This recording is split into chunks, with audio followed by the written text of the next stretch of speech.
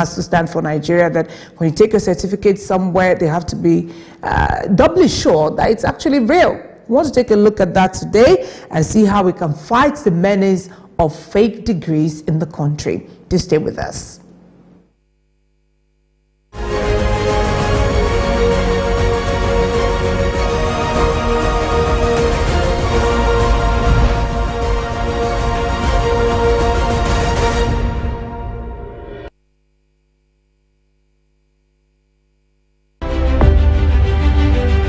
More news. The Chief of Naval Staff Vice Admiral Emmanuel Ogala said the nature of warfare is evolving rapidly.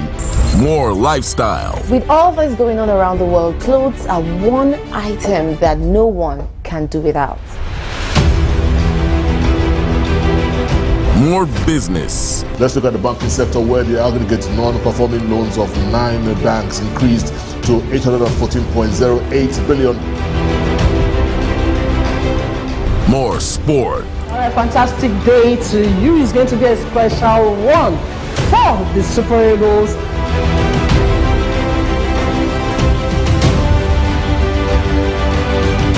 More inspiration. Speak no evil of any person. Enjoy a little bit more of everything for the entire family. Silverbird Television.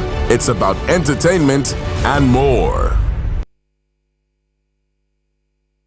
Now available for the most anticipated event of the year, the finals of the 2024 Miss Universe Nigeria Beauty Pageant. Come and be part of history as 25 delegates vie for the Miss Universe Nigeria and Miss Supranational Nigeria titles. Get your regular tickets for 10,000 naira, VIP tickets for 50,000 naira, VIP tables for 500,000 naira, VVIP tickets for 100,000 naira, and VVIP tables for 1 million naira. It's going to be a feast of fashion, glamour, and beauty. Miss Universe Nigeria holds on Saturday, August 31, 2024 at the Convention Center, Eko Hotels and Suites, Victoria Island, Lagos. For ticket bookings and reservations, email us at marketing@silverbirdgroup.com.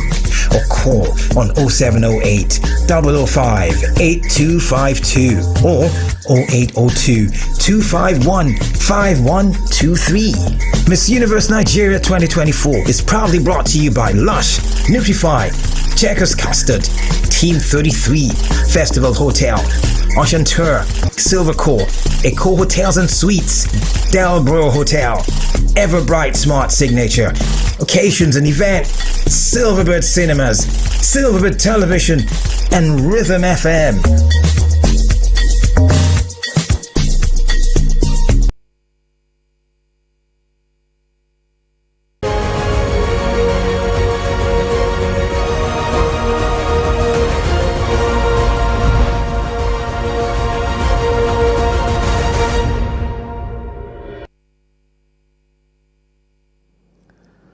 All right, thanks for staying with us on News Hub. Let's talk education. And this one in time is more about what you expected to gain after acquiring education, which is a certificate, a degree that is expected to be real and not fake, if you've indeed attended schools that are being referred to in your certificate. Now the federal government says no fewer than 21,000 students are parading fake certificates obtained from degree mills, all right? The degree mill institutions in Benin Republic, Togo, and others. The Minister of Education, Professor Tahir Mama, disclosed this during the ministerial press briefing during one of his first anniversary in Abuja. He mentioned the fact that 1,105 students are holding fake certificate from Togo alone. And that really cuts across other countries, but those are the top 2 countries we're looking at this morning. We want to see how we can fight the menace of fake certificates in the country. Joining us virtually from the United States this morning is the foundation, the founder of Aderonke Foundation, Dr. Aderonke Kujore. Funke, we thank you. Aderonke, we thank you indeed for joining us on the program today. Good morning. It's always a pleasure to be here with you. Thanks for having me. Thank you. Now, what we had before was, which is still, existing right now, Nigerian students sometimes presenting fake certificates in other countries that they want to study. Now it's coming back. The chicken seems to be coming home to roost, where we have students also coming from other countries in Africa, brandishing faith certificate from male institutions, according to how the federal government has referred to it. How do you see this, Aderonke? No, it's a huge problem, and like you said, it's been looming for a while. It's just now changing its face. But I think it really stems from the fact that we have overemphasized the importance of paper, paper degrees, credentials. Everyone now has, 10 FMAs and BFAs and CCAs behind their name, and they think that that is where the value comes from. And when you overemphasize credentials in that way, people start to do whatever is necessary to be able to come out looking like they have all it takes. I think what we, it's like I said, it's been a looming issue. We do need to tackle it, and there are several ways that can be done. About the several ways they have to be done. Before we go to the solution, we'd like to get to the root of the problem. You mentioned just a while ago the reasons how this had built up, but we have to delve more into why this is happening to us as a people. You have millions of students really looking for admission every year. Many of them pass enough to gain admission to the very few universities we have. Others will score well, but not enough to gain admission, and will have to wait year after year. Among other things, what do you think are the biggest reasons why our students, and perhaps being aided by the parents, are really getting involved in fake degrees in the country? I think the other thing to think about, even besides the fact that we have overemphasized the importance of degrees, is that we've lost the quality education. And so in many situations across Nigeria, it's difficult to tell the difference between someone who has actually received the credentials authentically and those who have not. Because many times you'll see two people that went to the same institution, and one is highly intelligent and has definitely picked up the information that was taught in that institution, and the other has not. The other, you could easily pass for someone who has never been to the institution at all, but they both came through.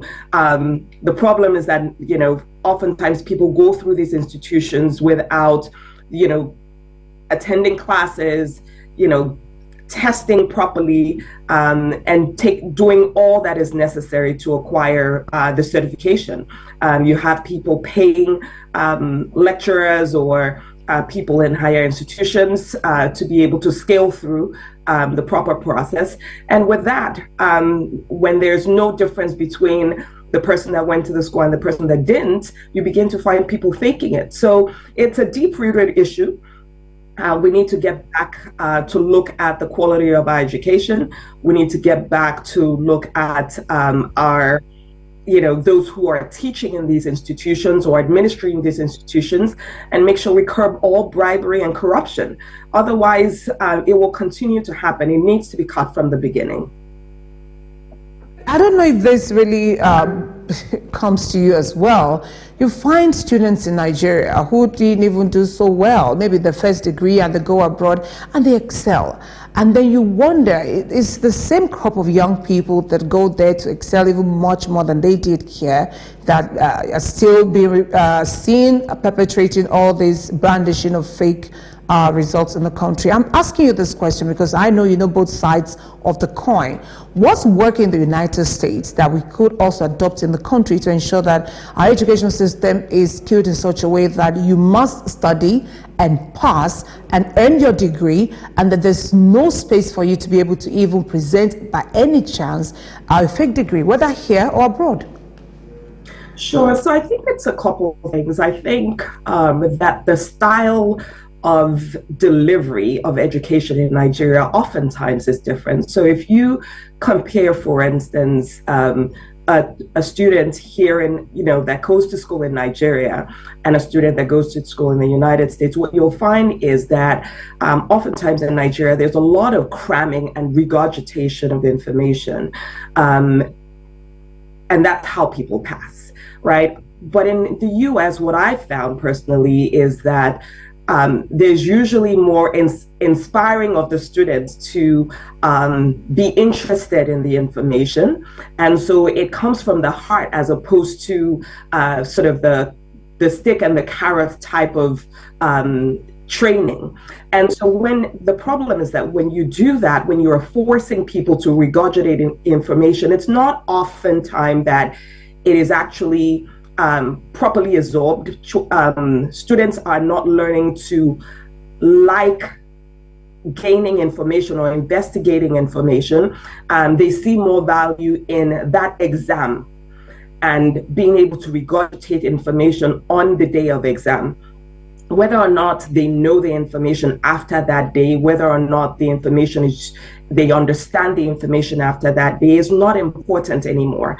But oftentimes in other climes like the US, for instance, it is more, what is more important is how much you absorb the information than your ability to test through the information. So those things like that do make a difference.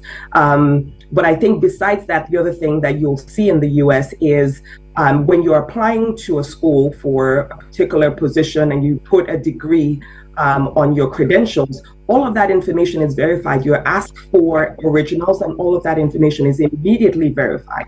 And so there is very little room for people to feel like they can scale through the process without verification. And talking about ensuring that the education sector is foolproof, the Nigerian Union of the Nigerian University Commission, I meant to say, NUC, says it's been putting in a lot of efforts to ensure that it guards against issues like this. I don't know, from what you see, are these efforts enough? Are there very special things that the Commission can put in place to ensure that the admission and the studying of students across when they're in school are done in such a way that the students will have to be able to read, learn, and earn the degree without any space for even patronizing some very corrupt lecturers? We do hope that they're not around anymore. No, you're right. But I think that there's a lot more to do. I think it's good that they've identified the issue and they're beginning to tackle it. But there's a lot more to do. And the reason why I say there's a lot more to do is because it also is related to how you pay the lecturers, for instance. Every time there is a break or loophole where people can actually bribe their lecturers or bribe the school's administration to get proper credentials, people will try it. There was a case here in the US recently where several very wealthy families were paying the school's administration to get their children into the Ivy League schools, the Harvards and the Yales.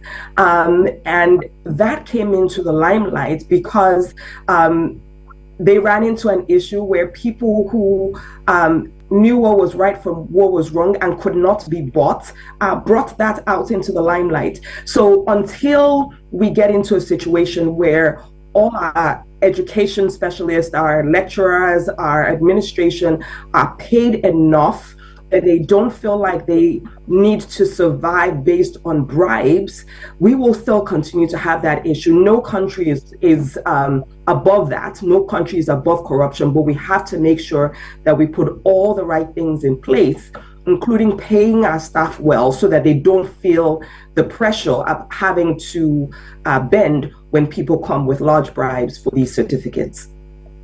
Aderonke, let's talk about the family now. There was an instance in Nigeria where a father was caught writing an examination on behalf of his child. And somebody said, holy whatever it could be, how could this ever be possible for a father to do this? What's the role of the family in all of this?